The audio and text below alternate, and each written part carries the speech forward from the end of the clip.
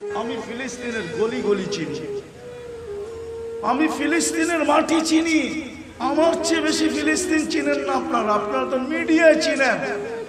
আমার মতো ফিলিস্তিনের গলি চিনেন না। আমি 14 বছর আগে গিয়ে আসছি ফিলিস্তিন।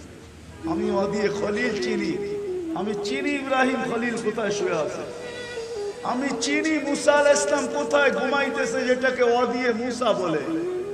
আমি 14 বছর আগে মুসা আলাইহিস সালামের শ্বশুর বাড়িতে দাওয়াত খেয়ে আসছি। অহংকার করে বলতেছি না, বুঝানোর জন্য বলতেছি। আমি চিনি ফিলিস্তিনের জমিন কোন জমিন, যেখানে এখনো 70 জন নবী ঘুমায় আছে, যেটাকে দিয়ারুল আম্বিয়া বলে, নবীদের দেশ বলে, নবীদের দেশ। ওলামা কিতাব উঠাকার পড়া দেখো, ফিলিস্তিনকে বলে দিয়ারুল আম্বিয়া, নবীদের দেশ হলো ফিলিস্তিন।